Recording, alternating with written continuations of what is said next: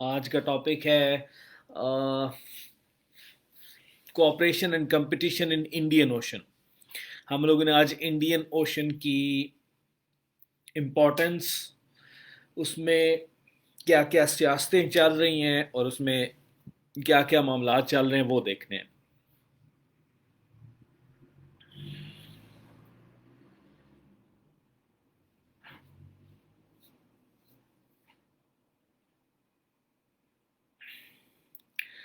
Free session start ही ना कर दें, इतने चंगे कोई नहीं है। It takes a lot of time, it takes a lot of energy, it takes a lot of effort, बहुत कुछ लगता है टाइम निकालने में। एनीवेज,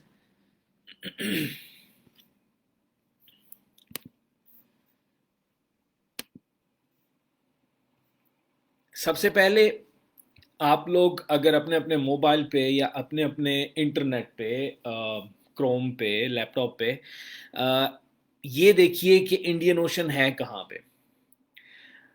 जस्ट लुक, गूगल कीजिए इंडियन ओशन या लोकेशन ऑफ इंडियन ओशन, तो आपको नज़र आएगा पाकिस्तान का जहाँ पे मैप है उसके नीचे जो समुद्री एरिया है, जिसकी वेस्टर्न साइड पे, वेस्ट नॉर्दर्न साइड पे या नॉर्थ वेस्टर्न साइड पे अरब कंट्रीज़ आते हैं, जिसके बिल्कुल वेस्ट पे अफ्रीकन कंट्रीज़ आते हैं, जिसके राइट पे ईस्ट पे साउथ ईस्ट एशियन नेशंस आती हैं, और जिसके नॉर्थ पर अल्लाह आपका भला करे पाकिस्तान, इंडिया यानी कि साउथ एशिया वाली कंट्रीज आते हैं। ये सारा रीजन जो है ना, नीचे जितना समंदर है, इसको हम लोग इंडियन ओशन कहते हैं, और इसी का कुछ हिस्सा अरेबियन सी भी है, जो कि अरब कंट्रीज के पास है, उसको अरेबियन सी आप कह सकते हैं। इंडियन ओशन जो है ये कम से कम दुनिया का जो टोटल ओशन एरिया है, यानी कि दुनिया में फर्ज करें टोटल ओशन एरिया को हम लोग 100 किलोमीटर पे डिवाइड करते हैं, आप लोगों को समझाने के लिए बताने लगा हूं, तो उसमें से 20 किलोमीटर, अगर 100 किलोमीटर टोटल एरिया है तो 20 किलोमीटर यानी कि 1/5 of the world total ocean area वो इंडियन ओशन पे कंसिस्ट कर रहा है। इसकी एक साइड पे, जैसे मैं आपको बता चुका हूं, वेस्टर्न साइड पे अफ्रीका है, नॉर्थ वेस्टर्न साइड पे अरेबियन पेनिनसुला है, जिसको वेस्टर्न इंडियन ओशन भी कहते हैं। फिर इसके ऊपर वाली साइड पे अल्लाह आपका भला करे आ जाता है साउथ एशिया आ जाता है, और राइट साइड पे इसके म्यांमार, इंडोनेशिया, बंगाल और इस तरह के सारे कंट्रीज आ जाते हैं। बेसिकली इंडियन ओशन के अंदर वो क्रिटिकल सी ट्रेड रूट्स हैं, समंदरी रास्ते हैं जहां से ट्रेड होती है, जो कि मिडल ईस्ट को, अफ्रीका को, साउथ एशिया को, पूरे ब्रॉडर एशियन कॉन्टिनेंट के साथ, और ओवरऑल इस सारे रीजन को पूरे यूरोप और वेस्टर्न कंट्रीज के साथ मिलाता है। ये सारा इंडियन ओशन ये रोल प्ले करता है, यहीं से वो सारे रूट्स गुजरते हैं। दुनिया की बहुत सारी important choke points, strategic choke points जो है वो यहां से गुजरती हैं। इनमें से दो मोस्ट इंपॉर्टेंट हैं, straight of Hormuz and straight of Malacca. Straight of Hormuz, straight किसको बोलते हैं? STRAIT, स्ट्रेट बोलते हैं समंदर से गुजरने वाला जो रास्ता है उसको, जैसे हमारी हाईवेज होती हैं, मोटरवेज होती हैं, इस तरह जो समंदर से रास्ता गुजरता है उसको स्ट्रेट आप कहते हो। स्ट्रेट ऑफ हॉर्मुज, आगे जाके इसकी मैं डिटेल भी डिस्कस करूंगा कि इसकी कितनी इंपॉर्टेंस है। पाकिस्तान से, पाकिस्तान की जो गवादर पोर्ट है वहां से ऑलमोस्ट 40 नॉटिकल माइल्स के डिस्टेंस पे वो रास्ता है जहां से ये इंटरनेशनल ट्रेड होती है, जहां से specially international oil and gas की ट्रेड होती है। इसी तरह स्टेट ऑफ मलाका है, that is between Indonesia and Malaysia, उस रीजन से वो गुजरता है। आप लोग इसको भी गूगल कर लें। मेरी आदत नहीं है बच्चों को स्पून फीड करना, जो चीज़ आप खुद सर्च आउट करेंगे ना, जो चीज़ आप खुद देख कर, समझ कर और एक्सप्लोर करके आपके जेन में आएगी, वो परमानेंटली जेन में रहेगी। मैं चाहूं तो मैं स्क्रीन शेयर भी कर सकता हूं, मेरे पास मैप्स भी पड़े हुए हैं, मेरे पास ये सारा Indian Ocean, important choke point, सारी चीजें पड़ी हुई हैं। लेकिन उससे होगा क्या, आप लोग उतनी इंटरेस्ट नहीं लेंगे, उतना इंडल्ज नहीं होंगे उस चीज में, इसलिए I leave that to students. अच्छा, स्ट्रेट ऑफ हॉर्मुज है और स्ट्रेट ऑफ मलाका है, दोनों इंडियन ओशन में के साथ इन्वॉल्व है। यहां से इन दोनों में से तकरीबन 32.2 million barrels of crude oil per day transport होता है। 32.2 million barrels of crude oil per day transport होता है। ये दुनिया की टोटल जो ऑयल ट्रेड है जो कि थ्रू समंदर होती है उसका 50% से भी ज्यादा है।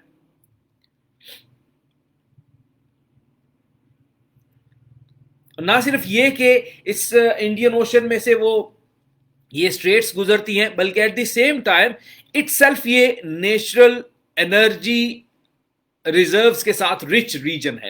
यानी कि यहां पे ऑयल एंड गैस जो ऑफ शोर, दो किस्म की टर्म्स यूज की जाती हैं, ऑन शोर एंड ऑफ शोर। ऑन शोर होती हैं जो खुश्की के ऊपर आपके पास रिजर्व्स होते हैं, और ऑफ शोर वो होते हैं जो समंदर में होते हैं, यानी कि शोर से हटकर। तो ऑफ शोर रिजर्व्स इसके अंदर इटसेल्फ वैसे बड़े पाए जाते हैं। दुनिया का टोटल ऑफशोर पेट्रोलियम जो प्रोड्यूस होता है, यानी कि समंदर से जितना दुनिया में से पेट्रोल निकाला जाता है उसका तकरीबन 40% पेट्रोलियम इंडियन ओशन में से निकाला जाता है।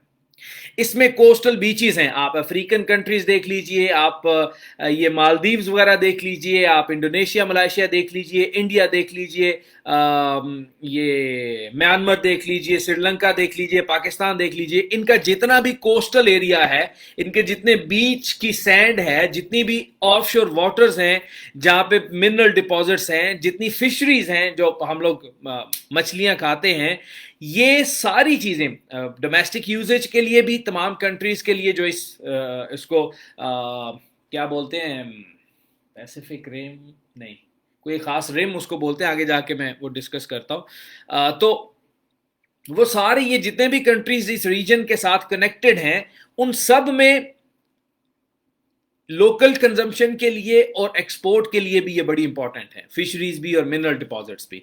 ये हो गई इंपॉर्टेंस इंडियन ओशन की, कि इंडियन ओशन को हम डिस्कस ही क्यों करने जा रहे हैं, why is it so important.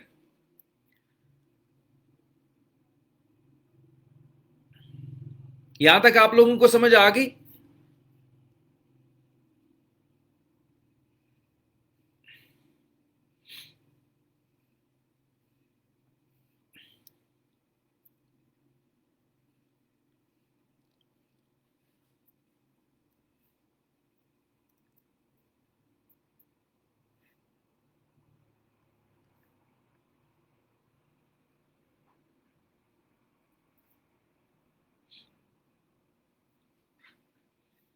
Karachi में मुझे दावत दें तो मैं आ जाता हूँ, मैं अभी आपका मैसेजेस पढ़ रहा हूँ।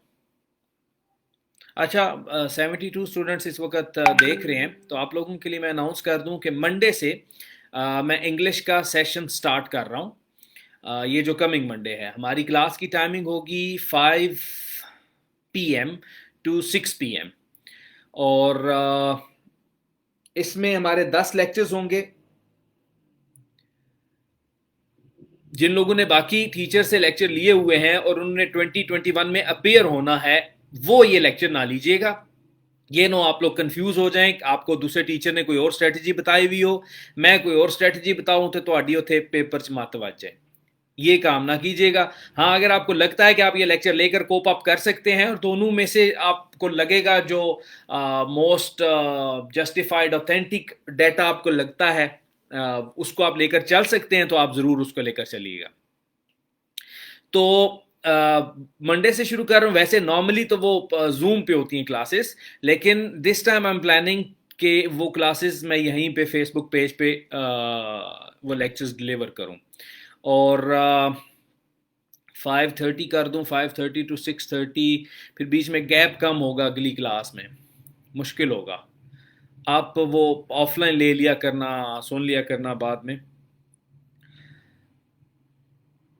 तो उसमें ये है कि दो चीज़ें हैं, एक लेक्चर्स हैं और दूसरी इवेल्युएशंस हैं। इवेल्युएशंस तो नहीं है free of cost, to be very honest, और लेकिन जो लेक्चर्स होंगे वो फ्री ऑफ कॉस्ट होंगे, वो कोई भी बंदा अटेंड कर सकता है। इवेल्युएशन सिर्फ जो पेइंग स्टूडेंट्स हैं उन्हीं के लिए हैं।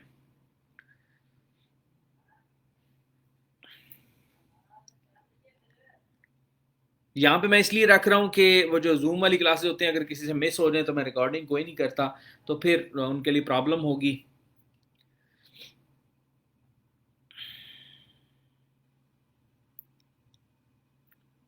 इंटरनेशनल लॉ ऑफ सी मैंने फ्री लेक्चर्स दिए हुए हैं इंटरनेशनल लॉ के ऊपर, उसमें लॉ ऑफ सीज के ऊपर एक मैंने लेक्चर दिया हुआ है, अगर कोई वो सुनना चाहता है तो Pakistan academy of competitive exam का ही यूट्यूब चैनल बना हुआ है, वहाँ पे जाके इंटरनेशनल लॉ के अराउंड 25 लेक्चर्स हैं, पूरा उसमें मैंने सिलेबस कवर किया हुआ है, बेसिक्स समझाई हुई हैं, वो आप फ्री ऑफ कॉस्ट वहाँ से और वो लेक्चर्स ले सकते हैं।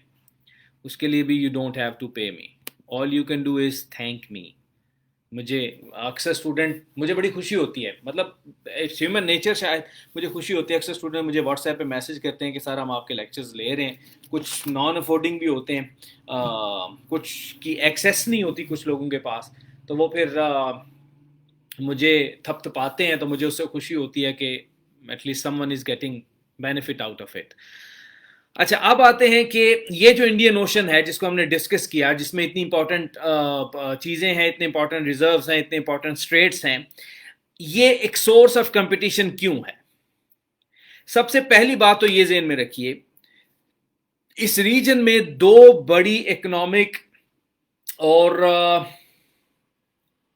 इकोनॉमिक जायंट्स हैं इस रीजन में, जिनका डायरेक्ट लिंक है इंडियन ओशन के साथ। एक चाइना है और दूसरा इंडिया है, इकोनॉमिक जायंट्स हैं दोनों।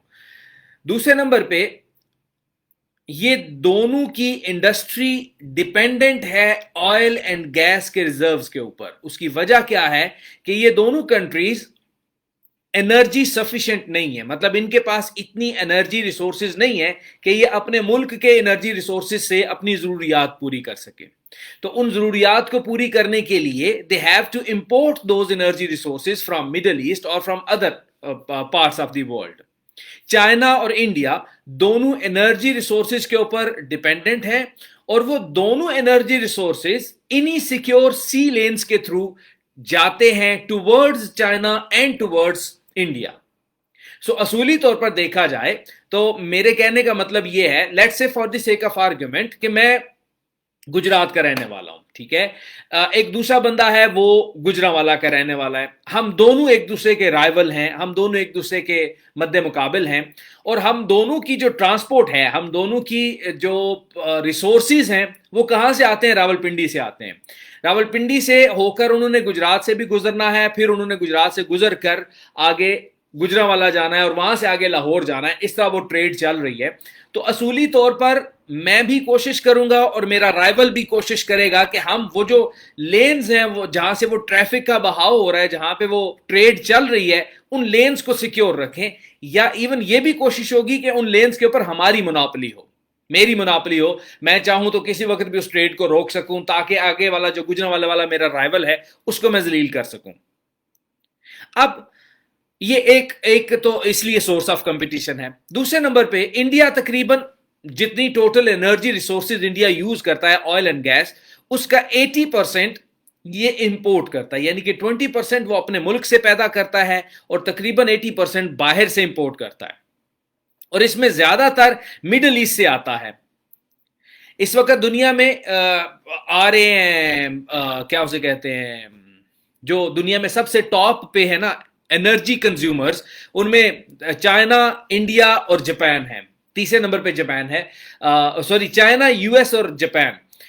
अब मोस्ट रीसेंट रिपोर्ट्स के मुताबिक India is going to take over Japan as world's third largest energy consumer. फिर अगर दूसरी तरफ देखा जाए, यूनाइटेड स्टेट्स की डिपार्टमेंट ऑफ डिफेंस की रिपोर्ट के मुताबिक इंडिया का तो 80%, चाइना का 84% एनर्जी रिसोर्सेज जो हैं वो इंपोर्ट करता है, वो उसके अपने पास नहीं है। और 84% of China's imported energy in 2012 में that was passing through straight of Malacca. अगर आपने उसकी लोकेशन देख ली है, जो मैंने आपको कहा था कि आप देख लीजिए, वहां से वो गुजरा है 84%। मतलब if anybody can stop that region, if anybody can threaten that region, तो आप बेसिकली चाइना की इकोनॉमी को थ्रेटन कर रहे हो, डायरेक्टली और इनडायरेक्टली। अब ये दोनों कंट्रीज अपनी इकोनॉमिक ग्रोथ को मेंटेन रखना चाहते हैं।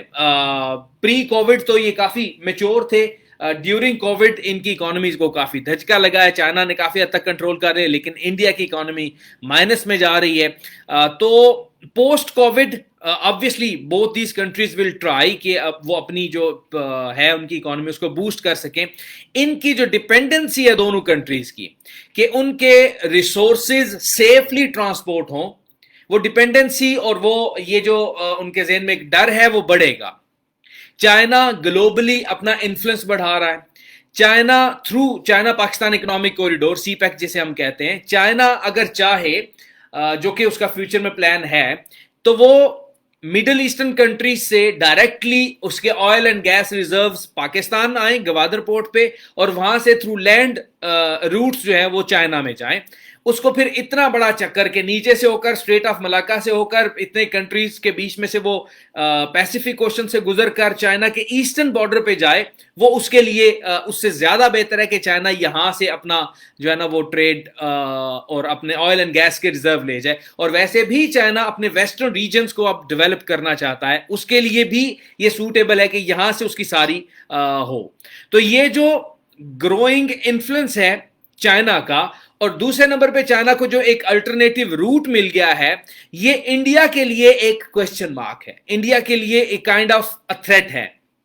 ऑब्वियसली जितना ज्यादा इन्फ्लुएंस बढ़ेगा उतना ज्यादा इंडिया थोड़ा सा महफूज होने की कोशिश करेगा कि कहीं मेरे ट्रेड रूट्स के ऊपर कोई प्रॉब्लम ना आए।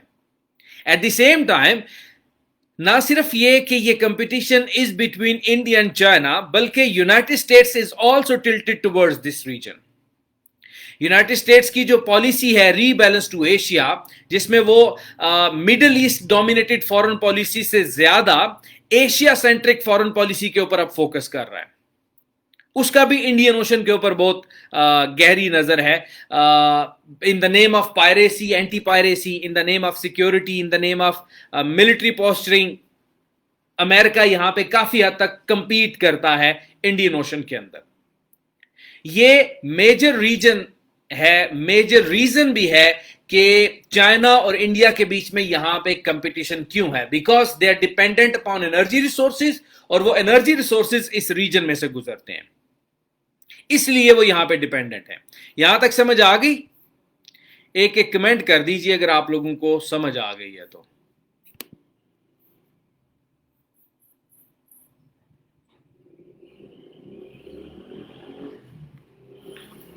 वीडियो बंद हो जाए, मेरा चेहरा अनवर अगर ना भी नजर आए तो खैर ही, आवाज तो आ रही होती है।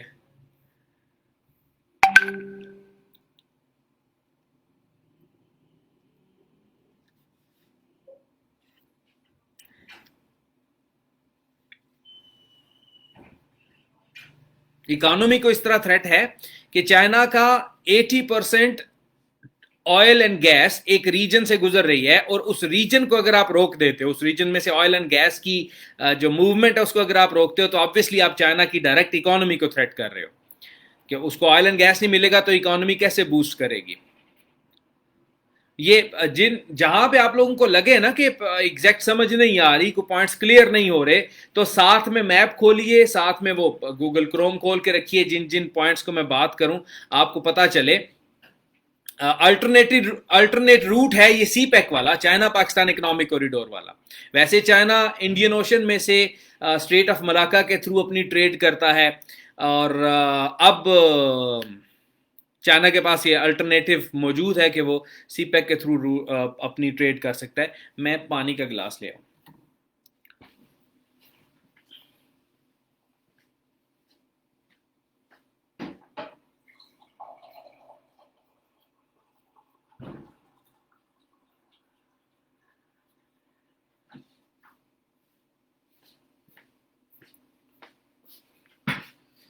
यहाँ पे मेरा लेक्चर के टाइम कोई एक स्टूडेंट असिस्टेंट होना चाहिए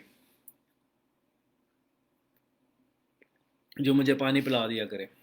है कोई आप में से मर्द मुजाहिद?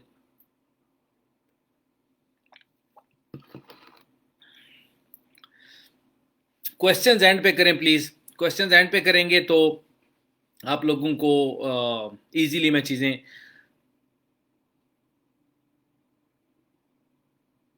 समझा दूंगा।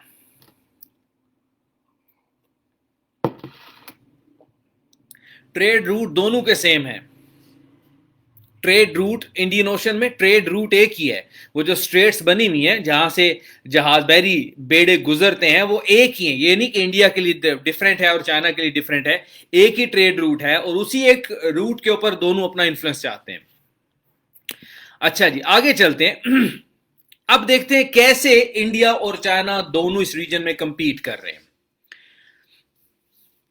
बेसिकली दोनों ममालिक इस रीजन के अंदर जो लीस्ट इकोनॉमिकली इंटीग्रेटेड कंट्रीज हैं उनके अंदर इन्वेस्टमेंट कर रहे हैं, डेवलपमेंट इनिशिएटिव्स ले रहे हैं, वहां पे इंफ्रास्ट्रक्चर डेवलपमेंट कर रहे हैं, उनके साथ अपने रिलेशंस बढ़ा रहे हैं, उनके साथ अपनी टाइज बढ़ा रहे हैं। जो स्मॉलर रीजनल स्टेट्स हैं उनको अपने साथ मिला रहे हैं।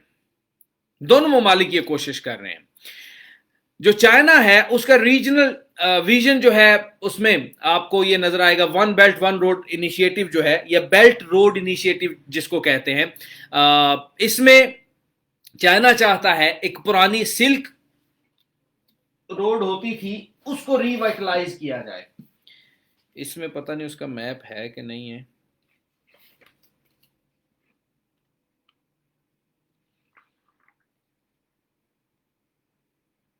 मेरे ख्याल से तो था, अब नहीं नजर आ रहा। आप लोग गूगल करें the old silk route,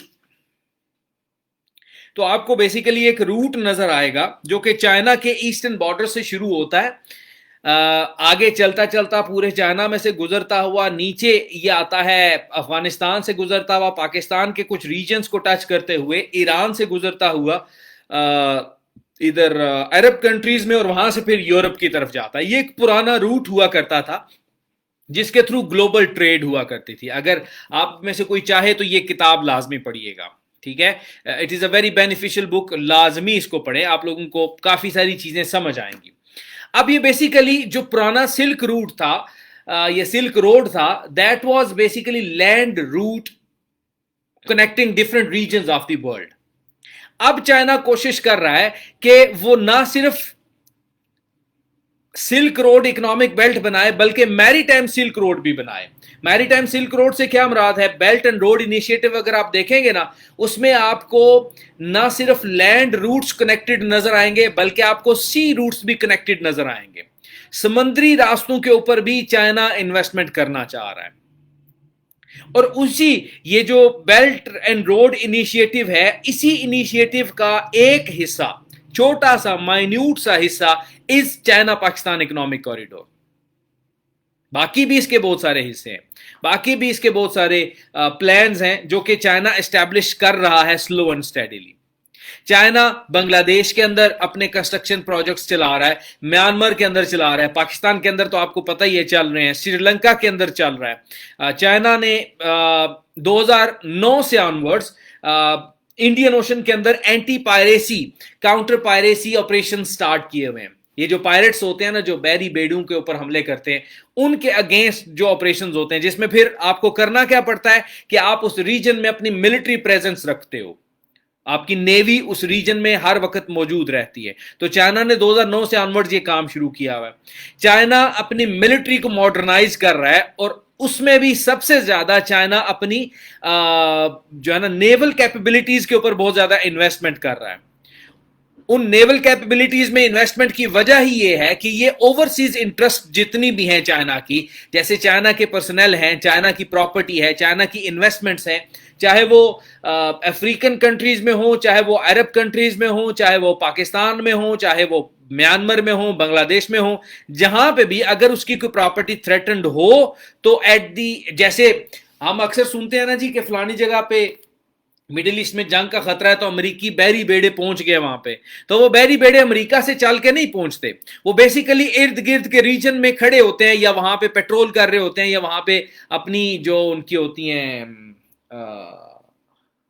ports, वहां पे वो रुके हुए होते हैं और वहां से वो फौरन मूव कर जाते हैं उस रीजन में। That is what China is doing as well. मुख्तलिफ रीजन में अपनी जो है ना नेवल प्रेजेंस चाइना बढ़ा रहा है। एट द सेम टाइम एक ऑथर थे, एक इंटरनेशनल रिलेशंस पर नजर रखने वाले बंदे थे, उन्होंने इंडिया के बारे में कहा था, it is India's neighbourhood that holds the key to its emergence as a regional and global power.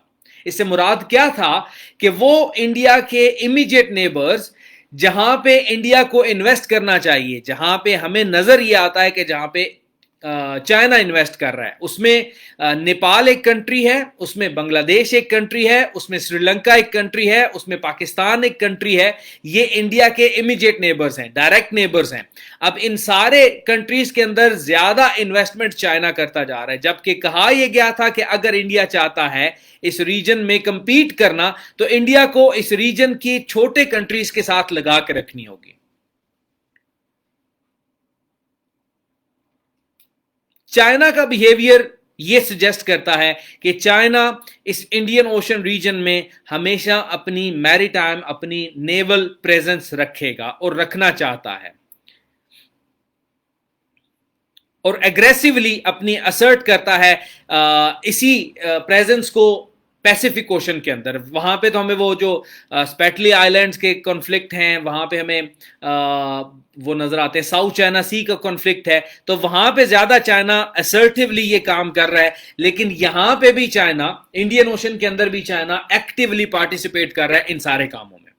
अब बेसिकली चाइना की एम्बिशंस, बहुत सारे स्कॉलर्स इस रीजन में कहते हैं that is string of pearls metaphor, उसको नाम देते हैं। आप लोगों ने इसको सर्च आउट करना है, what is string of pearls related to China. Basically China कर क्या रहा है, फर्ज करें ये इंडियन ओशन का रीजन है, ये पूरा ठीक है। अब इस रीजन के, किधर गई पेंसिल, ये देखिए, इस रीजन के इस जगह पे आपको मेरी ये नजर आ रही है, देखो जरा, हाँ ये है। इस रीजन के इस जगह पे अल्लाह आपका भला करे अफ्रीकन कंट्रीज हैं, इस जगह पे मिडल ईस्टर्न कंट्रीज हैं, इस जगह पे इंडिया पाकिस्तान है, इस जगह पे साउथ ईस्ट एशियन कंट्रीज हैं। और ये सारा रीजन क्या है, ये एक बन रही है, स्ट्रिंग बन रही है, आप ये समझ लीजिए एक सर्कुलर रीजन बन रहा है। अब इन सारे रीजन के अंदर चाइना क्या कर रहा है, इन रीजन्स की जो पोर्ट्स हैं उनमें इन्वेस्टमेंट कर रहा है। जितनी पोर्ट्स में इन्वेस्टमेंट करेगा उतना पोर्ट्स के ऊपर होल्ड होगा, और जितना पोर्ट्स के ऊपर होल्ड होगा उतनी ज्यादा वो अपनी नेवल प्रेजेंस इस रीजन में रख सकता है। सो बेसिकली चाइना यहां पे ये काम कर रहा है, और इंडिया भी कुछ इसी तरह की इन्वेस्टमेंट कर रहा है, लेकिन लिमिटेड लेवल पर। मेरे पास यहाँ पे एक फाइल पड़ी हुई है, मैं आप लोगों के साथ लेक्चर के बाद जो बना हुआ है ना हमारा करंट अफेयर्स वाला ग्रुप, वहाँ पे आप लोगों के साथ शेयर करूँगा। किधर गई, ये पड़ी हुई है। इसमें अगर आप, मैं जनरली आपको बता सकूँ ना, इस रीजन के अंदर तो मैं ये बताऊं, 1 2 3 4 5 6 7 8, सिर्फ इस रीजन के अंदर 8 पोर्ट्स हैं जिनको चाइना डायरेक्टली असिस्ट कर रहा है। फिर इसी रीजन के अंदर 1 2 3 4 5 6 पोर्ट्स हैं जिनको इंडिया असिस्ट कर रहा है डायरेक्टली, और इसी रीजन के अंदर 2 पोर्ट्स ऐसी हैं जिनको इंडिया और चाइना मिलकर असिस्ट कर रहे हैं। इस ओवरऑल रीजन की हम लोग बात कर रहे हैं। तो इस रीजन के अंदर पोर्ट्स के ऊपर इन्वेस्टमेंट दोनों कंट्रीज कर रहे हैं, और दोनों कंट्रीज कंपीट कर रहे हैं कि हम लोग इसमें इन्फ्लुएंस ले सकें, हम लोग दूसरे को नीचा दिखा सकें, हम लोग आगे बढ़ सकें। अब इंडिया की प्रॉब्लम यह है सिर्फ और सिर्फ कि वो इकोनॉमिकली इतना ज्यादा डेवलप नहीं है। दूसरे नंबर पे उसकी जो पॉपुलेशन है वो इतनी ज्यादा एडवांस नहीं है। तीसरे नंबर पे उनके कोविड ने बहुत ज्यादा उनको डैमेज किया है, उनकी इकोनॉमी को बहुत पीछे ले गया है। लेकिन चाइना ये काम कर रहा है। अब ये तो हो गया कि ये कंपीट कैसे कर रहे हैं, through their investment in the adjacent countries and through their military presence in Indian ocean. 2 तरीकों से ये कंपीट कर रहे हैं दोनों डोमेन्स में। अब आखिरी चीज है कि इंडिया और चाइना के बीच में why there is a rift. Why there are tensions, why there is mistrust, ये क्यों है इतना ज्यादा इनके बीच में आपस में इख्तलाफात क्यों हैं, क्यों ये एक दूसरे के साथ लड़ते रहते हैं। तो बेसिकली अगर सिंपल वर्ड्स में मैं आपको समझाना चाहूं, what India is to Pakistan, precisely China is that to India. हमारे लिए जो इंडिया है, इंडिया के लिए वो चाइना है। इंडिया और चाइना के बीच में हिस्टोरिकली डिस्प्यूट्स पाए जा रहे हैं, ना सिर्फ कोई रीसेंट डिस्प्यूट्स हैं, एक तो इनका 2400 माइल बॉर्डर है इंडिया के, जो अरुणाचल प्रदेश और चाइना का जो तिब्बत रीजन है, जहां पे आजकल भी एक कॉन्फ्लिक्ट चल रहा है, वहां पे मिलिट्री स्टैंड ऑफ चल रहा है, एक वो पुराना इनका कॉन्फ्लिक्ट चल रहा है। फिर ये आपस में दोनों मुल्क जंगें भी कर चुके हैं। इंडियन ओशन के अंदर दोनों ममालिक अपनी इन्वेस्टमेंट जो बढ़ा रहे हैं, दोनों इसको as an act of war या as an act of cold war देखते हैं। इंडिया वाजे तौर पर समझता है कि चाइना इस रीजन में अपनी डोमिनेंस बढ़ा रहा है, और आप लोगों को भी पता है, हमें भी पता है किस तरह अमेरिका चाइना को इंडिया को सपोर्ट करता है in its nuclear deals, in its things like that. फिर इंडिया चाइना को डायरेक्टली अपोज करता है, यहां पे आपका जो पैसिफिक रीजन है, या जहां पे आपका है ना साउथ चाइना सी के जो क्लेम है चाइना के that South China Sea completely belongs to China, जबकि वहां पे म्यांमार और दूसरे कंट्रीज हैं वो कहते हैं कि it belongs to us as well. तो इंडिया डायरेक्टली कन्फ्रंट करता है वहां पे चाइना के साथ। इंडिया म्यांमार के लिए उन डिस्प्यूटेड टेरिटरीज में ड्रिलिंग भी कर रहा है, ऑयल ड्रिलिंग के काम भी कर रहा है, ये सारे चीजें। फिर चाइना पाकिस्तान के साथ जो चाइना का एक फ्रेंडशिप है, there are no permanent friends and no permanent foes in international relations, पहले आपने ये बात ज़हन में रखनी है।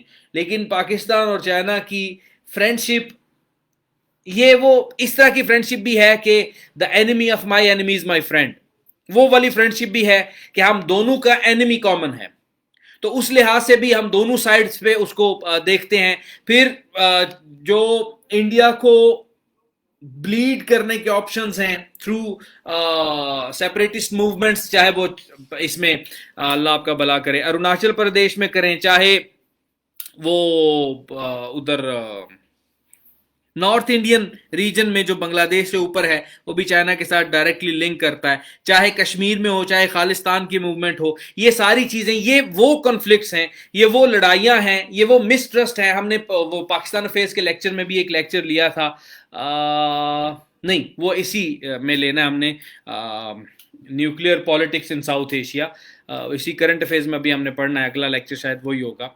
तो ये वो चीज़ें हैं हमें ओवरऑल जो नज़र आती हैं, जिसमें चाइना और इंडिया डायरेक्टली एक दूसरे के साथ कॉन्फ्लिक्ट में भी हैं, there is a relation of mistrust between both of them, and at the same time Indian Ocean का मामला भी है, जहाँ पे दोनों अपने अपने रिलेटिव जो कंसर्न्स हैं, रिलेटिव जो एसेट्स हैं, उनको प्रिजर्व करना चाहते हैं। ये ओवरऑल कॉपरेशन चल रहा है और कंपटीशन चल रही है, कॉपरेशन तो खैर कुछ भी नहीं है, कंपटीशन चल रहा है इंडियन ओशन